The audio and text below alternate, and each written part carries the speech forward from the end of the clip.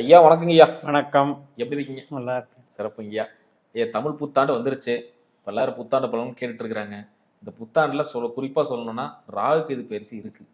அதே மாரி எல்லாம் ஆவலா எதிர்பார்த்துட்டு அந்த குரு பயிற்சி. ஏன் ஆவலா எதிர்பார்க்குறாங்கன்னா, உச்ச குருவா வேற வராரு. 12 வருஷம் கழிச்சு இப்போ குரு பயிற்சி ஆகுறாரு. அதுவே ஒரு பெரிய விஷயம்னு நான் நினைக்கலாம். சுபகாரியங்கள் நினைக்கலாம். அப்படிப்பட்ட ஒரு முக்கியமான பயிற்சிகள்லாம் இந்த வருஷத்துல நடக்க போகுது. பொதுவா எப்படிங்க இருக்கு? இந்த பயிற்சிகள பத்தி கொஞ்சம் சொல்லுங்கய்யா. பொதுவா குரு பயிற்சி இப்போ குரு கடகத்தில் அவர் பலம் பெறுகிறார் அப்படின்ற பார்வையை நான் பார்க்கல. வித்தியாசமாக பார்க்குறேன்னா, நாம் ஏற்கனவே சொன்ன மாதிரி சம்ஹார ராசின்னு சொல்கிறது கடகம், விருச்சிகம், மீனம். அதில் மீனத்தில் சனி போகிற வரைக்குமே நமக்கு சங்கடம் இருக்குது. மீனத்தை விட்டு தாண்டுற வரைக்குமே போர்ப்பதற்றங்கள், பற்றாக்குறைகள், எரிபொருள் பற்றாக்குறைகள், அதுபோக வேலை இழப்புகள், நிறைய சனியினுடைய தாக்கம் உலகியல் ஜோதிடத்துக்கு பொருந்தும். இதில் குரு கனெக்ட் ஆகிறாருன்னு தான் நான் நினைக்கிறேன். கடகத்தில் வர்ற குரு என்ன செய்கிறாரு, காலச்சக்கரத்துக்கு 4ஆம் இடம், சனி 12ஆம் இடம். இது ஒரு மைனஸ் தான். ஆனால் நீங்கள் சொல்கிற மாதிரி உச்சம் என்பதை நான் எப்படி பார்க்கிறேன் என்றால், புனர்பூச 4ஆம் பாதத்தில் அந்த கடகத்தில் முதல் புள்ளியில் போகிற வரைக்கும் தான் அவர் அங்கே வர்க்கோத்தமாய் உச்சமாவார். அதுக்கப்புறம் பார்த்தீங்கன்னா பூச நட்சத்திரத்துக்கு வரும்போது அவருடைய அம்சம் சிம்மத்துக்கு மாறும், கன்னிக்கு மாறும், துலாத்துக்கு மாறும், விருச்சிகத்துக்கு மாறும். இவ்வளவு டெப்த்தாக நட்சத்திர ரீதியாக தான் அம்சத்தை பார்த்து தான் உச்ச நீச்ச வலிமைகளை கணக்கிடணுங்கிறது தான் விதி. ஆனால் ஜென்ரலாக நம்ம ஒரு மகிழ்வுக்கு சொல்லிக்கலாம், நமக்கு குரு நல்ல இடத்துக்கு வந்திருக்கார் அப்படின்னு. இப்போ தன்னுடைய ராசி கடக ராசியில் அந்த குரு தன்னுடைய நட்சத்திரம் இருக்கிற இடத்துக்கு வரும்போது இம்மீடியட்டாக நல்ல பலனை கொடுப்பார். அது கிட்டத்தட்ட ஒரு 3 மாதத்துக்கு ஜூன்லேருந்து பார்த்தீங்கன்னா ரொம்ப அற்புதமான பலன்களை தருவார். அதில் சந்தேகம் இல்லை.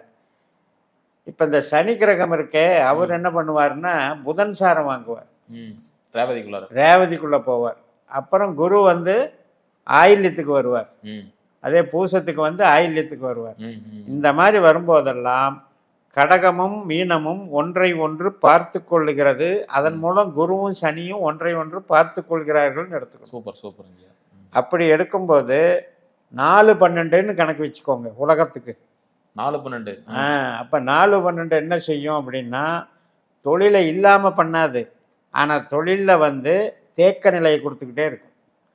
அதாவது வளர்ச்சி இல்லைங்க, ஸ்பீடாக வளர முடியல, போட போட பணம் போட்டுக்கிட்டே இருக்கு.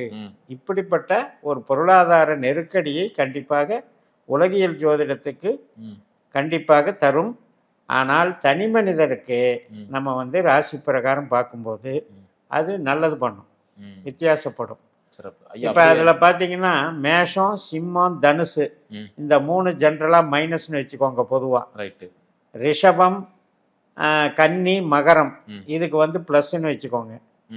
அதே மாதிரி மிதுனம், துலாம், கும்பம் இதுக்கு பொருளாதார ப்ளஸ்ன்னு வச்சுக்கோங்க. ஓகே.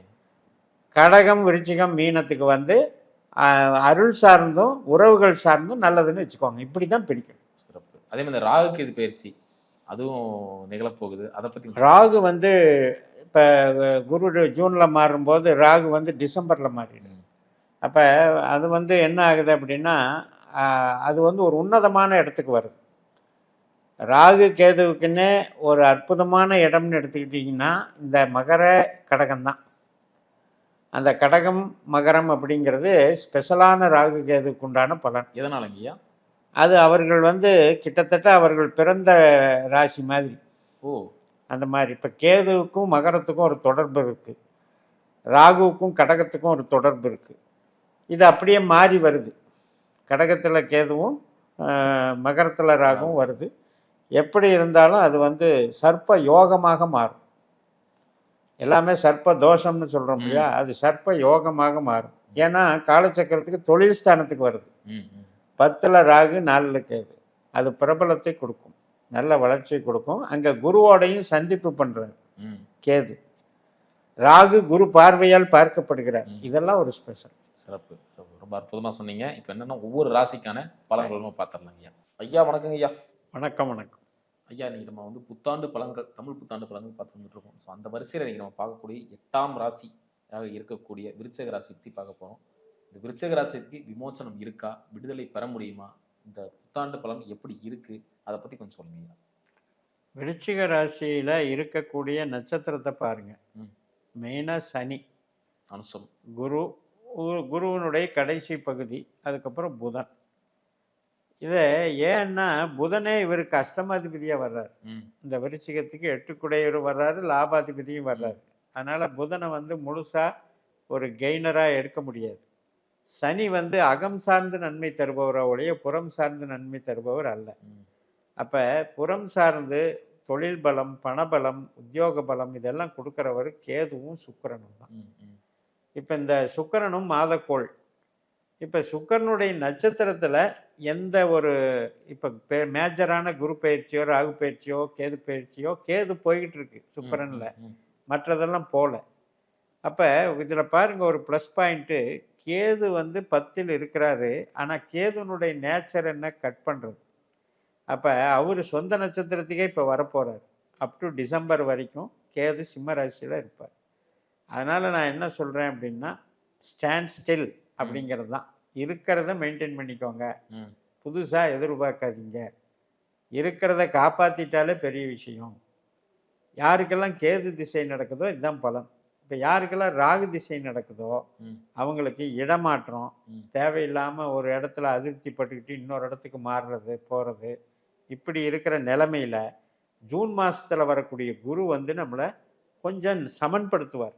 அந்த மாற்றத்தில் ஒரு மாதிரி இது பரவாயில்ல, வந்து என்ட்ரி ஆகிட்டோம், இனிமேல் அப்படியே பொழைச்சிக்கலாம் அப்படின்ற ஒரு கிரிப்பை ஏற்படுத்துவார். அது வந்து அப் டு ஜூன் வரைக்கும் 5ல் இருக்கிற சனியும் சரி, 8ல் இருக்கிற குருவும் சரி சிக்கலை கொடுக்குறாங்க.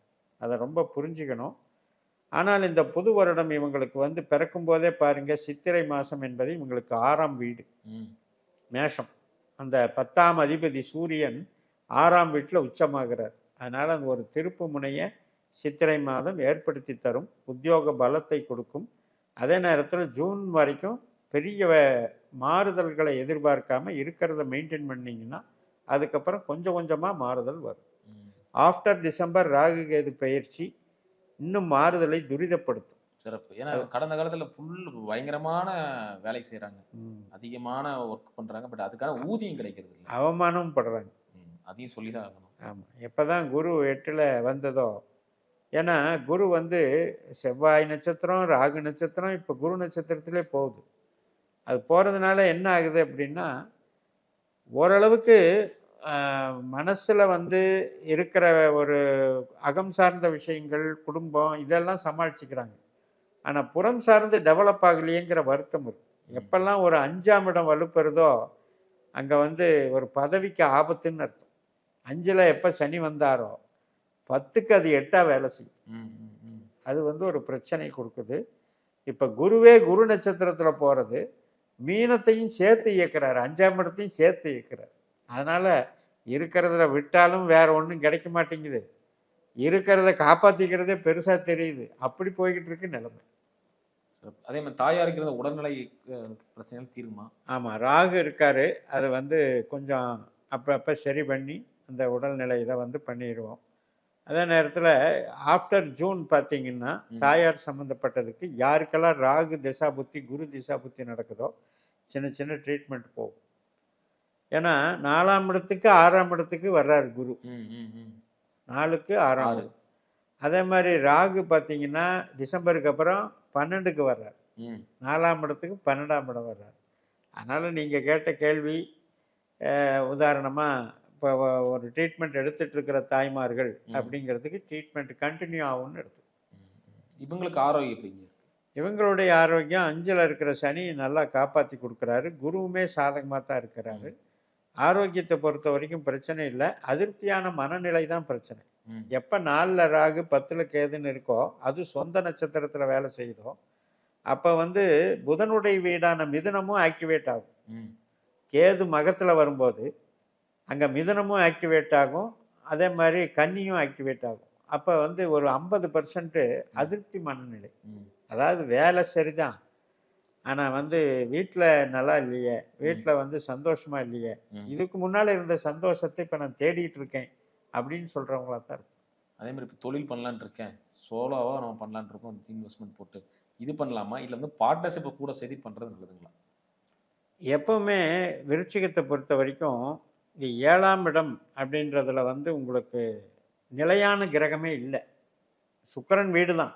ஆனால் சூரியன், சந்திரன், செவ்வாய் இந்த 3 பேர் என்ன சொல்கிறாங்க அப்படின்னா, பார்ட்னர்ஷிப்பில் ஒரு நிலைத்த தன்மையை கொடுப்பதற்கு தயங்குகிறார்கள். சந்திரன் வந்து சரராசி, ம் இவங்க வந்து ஸ்திரராசி. சந்திரன் வந்து சரராசி.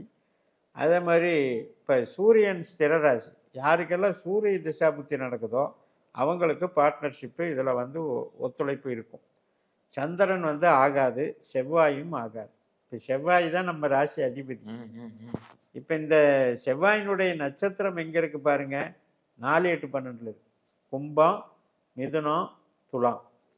அப்போ அந்த 4, 8, 12ங்கிறது என்னத்தை சொல்ல வருதுன்னா, நாம தான் விட்டு கொடுத்து போகணும். பார்ட்னர்ஷிப் போட்டோம்னா நம்ம முதல்ல தான் இலக்க தயாராக இருக்கணுமோ ஒழிய அவங்க சாக்ரிஃபைஸ் பண்ண மாட்டாங்க. ம் அப்போ ஒரு கான்ட்ரடிக்ஷன், வாக்குவாதம், ஒரு பார்ட்னர்ஷிப்பை நம்பி ஏமாந்த கதை தான் உருவாகும். அதே மாதிரி இந்த சொத்து கேஸ் போட்டிருக்கிறாங்க, அது கையில் நீ கிடைக்காம இருக்கு, நமக்கு சாதகமாக கோர்ட்லேயும் தீர்ப்பு வருமா அப்படின்னு இருக்கிறவங்களுக்கு இப்போ இங்கே இருக்கும். நிச்சயமாக கிடைக்கும். ஏன்னா ஆஃப்டர் ஜூன் வந்து நமக்கு அந்த வழக்குல இருந்து விடுதலை பண்ணுறதுக்கு குரு உதவுறாரு, சனியும் உதவுறாரு. ம் அதனால் அந்த சொத்து பத்துக்கள் கரெக்டாக கிளியர் ஆகும். பூர்வீக ஸ்தானம் அப்படின்றதுக்கு வந்து மீனராசியும் எடுத்துக்கலாம், கடகராசியும் எடுத்துக்கலாம். இந்த 2 ராசிகள்லையும் சனியும் இருக்காரு, குருவும் இருக்காரு. ம் அதனால் நிச்சயம் நல்ல ஒரு ஈல்டு கிடைக்கும்.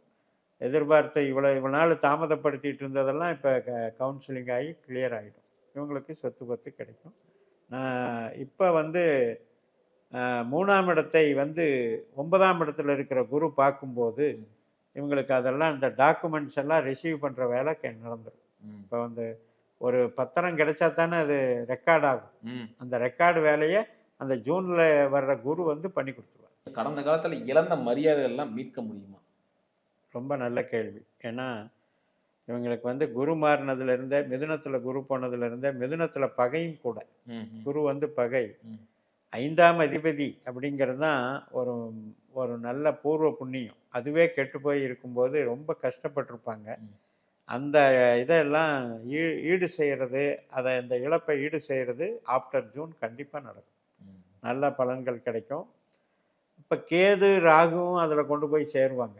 ம் இப்போ டிசம்பருக்கு அப்புறம் பார்த்தீங்கன்னா கேது 9லையும் 3ல் ராகும் வருவாங்க. ம் இதெல்லாம் அடுத்த மாற்று வழியை உண்டாக்கி கொடுக்கும். ம் இதனால் இருந்த வழி தான் நமக்கு ப்ராப்ளம் ஆகி லாக் ஆயிடுச்சு. ம் இனி அடுத்து எங்கே போகிறது, என்ன வழியில் போகிறதுன்னு திகைச்சிட்டு இருக்கிறவங்களுக்கு அந்த வழியை காமிச்சு கொடுத்தாரு. சிறப்பு. அதே மாதிரி இவங்களுக்கு இன்வெஸ்ட்மெண்ட் பண்ணணும், சேவிங்ஸ் பண்ணணும் அப்படின்னா நகையில் பண்ணலாமா, இல்லை வந்து நிலத்தில் பண்ணலாமா? நகையில் பண்ணுறது சிறப்பு. ம் காரணம் என்னென்னா, இப்போ 4ஆம் இடத்துல இருக்கிற ராகு 3ஆம் இடத்துக்கு வந்துடுவார். ம் அதே மாதிரி குரு வந்து 3ஆம் இடத்தை தான் பார்ப்பார். ம் ம் விற்கிறவங்களுக்கு நல்லாயிருக்கும், விலை கிடைக்கும். வாங்குறவங்களுக்கு பிரயோஜனம் இருக்காது, ஸ்திர சொத்து. ஆனால் நகைங்கிறது 2ஆம் இடம் வந்து குரு, ம் தனுசு ராசி. அவர் பாக்கியஸ்தானத்தில் இருக்கார். அதனால் நகை சார்ந்த விஷயங்கள், ஆபரணங்கள், கோல்டில் போடுறது சிறப்பாக இருக்கும். கிட்டத்தட்ட 1 வருட காலம் இவங்களுக்கு குருவினுடைய பலன் வந்து ரொம்ப அற்புதமாக இருக்கும். ம் இப்போவுமே வந்து இவங்க போட்டாலுமே ஜூன் வரைக்கும் கூட தான் ஓகே தான். ம் ஏன்னா 2ஆம் இடத்தை குரு பார்த்துட்டு இருக்காரு இப்போ. கண்டிப்பாக. அதுவும் நல்லது தான். அதே மாதிரி கழுத்தை நெரிக்கும் கடன்லேருந்து விடுபட முடியுமா? அது வந்து இப்போ யாருக்கெல்லாம் சனி திசாபுத்தி, புதன் திசாபுத்தி நடக்கிறதோ அல்லது குரு நடக்கிறவங்களுக்கு கூட கண்டிப்பாக விடுதலை ஆயிடுவாங்க. இப்போ ஆஃப்டர் டிசம்பர் தான் மற்ற திசைகள் நடக்கிறவங்களுக்கெல்லாம் விடுதலை கிடைக்கும். ம் டிசம்பர். ஆஃப்டர் ராகு கேது ஆமாம். பயிற்சிக்கு அப்புறம் உங்களுக்கு. ஏன்னா இப்போ வந்து தொழில் கடன் இருக்குன்னு வைங்க, ம் இந்த ராகுவும் கேதுவும் அதை வந்து பெருக்கத்தான் பார்ப்பாங்க. ம் ஏன்னா குரு வேற 8ல் இருக்கார். ம் அதனால் அது ரொம்ப வந்து இப்போ சுக்கிரன் நட்சத்திரத்திலே கேது போயிட்டுருக்கு. ம் அப்போ கேது வந்து ஒரு அழுத்தத்தை கொடுத்துட்ருக்காரு. நீங்கள் வந்து பணம் இல்லாமல் தொழில் பண்ண முடியாது, கடனை வாங்கு, போடு, ரொட்டேஷன் பண்ணுன்னு இப்படியே பண்ணிகிட்டு இருக்காரு. ம் அந்த கடனை அடைபடுவதற்கு இந்த ராகு கேதுவும் மாறணும், குருவும் மாறணுங்கும்போது ஆஃப்டர் டிசம்பர் கான்கிரீட்டாக சொல்லலாம். அதே மாதிரி கூட இருந்தே குழிப்பறிக்கும் மறைமுக எதிரிகளை கண்டறிய முடியுமா, இல்லை அவங்களை வீழ்த்த முடியுமா? அதாவது இப்போ இதெல்லாம் வந்து ஒரு தனிப்பட்ட ஜாதகத்தில் ஒருத்தரை நம்பி ஏமாறுறது, அதே மாதிரி பார்ட்னர்னால துரோகம் சந்திக்கிறது இதெல்லாமே வந்து என்ன அப்படின்னா 7ஆம் பாவம் கெட்டு போகிறது தான் காரணம். ம். இந்த 7ஆம் பாவத்தில் இருக்கிற நட்சத்திரம் பாருங்க, சூரியன், சந்திரன், செவ்வாய். இந்த திசை நடக்கிறவங்க இது வந்து 8, 12 தொடர்பில் இருந்தால், இப்போ உதாரணத்துக்கு 8ல் சூரியனோ சந்திரனோ செவ்வாயோ இருக்க பிறந்தவங்க, அதே மாதிரி 12ல் சூரியன் செவ்வாய் இருக்க பிறந்தவங்க, இவங்களுக்கெல்லாம் அந்த மாதிரி ஏமாறக்கூடிய சூழல். அவங்க வந்து அதை கொஞ்சம் கேர்ஃபுல்லாக பார்த்துக்கிட்டு இனிமேல் அதில் மாதிரி வேலைகளில் ஈடுபடக்கூடாது. ம். ஆனால் மற்றவர்களுக்கு இப்போ சனி திசையோ குரு திசையோ ராகு திசை நடக்கிறவங்களுக்கு கூட எல்லாமே சால்வ் ஆகிடும். எதுலேயும் ஏமாற மாட்டாங்க. ஒரு தற்காப்புக்கு வந்து அவங்களுக்கு எந்த விதமான ஒரு அச்சுறுத்தலும் வராது. இந்த விருச்சிக ராசி நேயர்கள் இந்த விஷயத்தில் கவனமா இருக்கும். விருச்சிகத்தை பொறுத்த வரைக்கும் இப்போ 10ஆம் இடம் வந்து காலச்சக்கரத்துக்கு 5ஆம் இடமா மாறுது. ம். அது ஒரு விஷயம் என்ன அப்படின்னா, மூளை உழைப்பு சார்ந்த பணிகளை தேர்ந்தெடுத்துக்கிட்டா பரவாயில்ல. ம். இப்போ வந்து நான் பெரிய இன்வெஸ்ட்மெண்ட்டில் பெரிய ஃபேக்ட்ரி பெரிய தொழிற்சாலைகள் நடத்துவேன் அப்படின்னு போகிறது வந்து ரிஸ்க்கு. ம். அது எப்போவுமே நான் ஸ்மார்ட் சொல்கிறது. ஒர்க். ஏன்னா பாருங்கள், 2ஆம் இடம் கையிருப்பு பணம், ம். அது வந்து உபயராசி. காலச்சக்கரத்துக்கு அது 9ஆம் இடம். ம். அப்போ இந்த 2 வந்து 9ஓட கனெக்ட் ஆகிறது அவ்வளோ நல்லதில்லை. அதனால் எப்போவுமே பணம் போட்டு பணம் பண்ணுறதில் இவங்க கமிஷன் வகைக்கு செய்யலாம். ம். இப்போ நீங்கள் ரியல் எஸ்டேட்டில் பண்ணுறீங்கன்னா ஒரு இடம் டிமாண்ட் இருக்குது, ம். யாராவது வாங்கிறதுக்கு ஆள் ரெடியாக இருக்காங்க. அப்போ நீங்கள் வந்து உங்கள் பேரில் அதை வந்து வாங்கிக்கோங்க. ம்.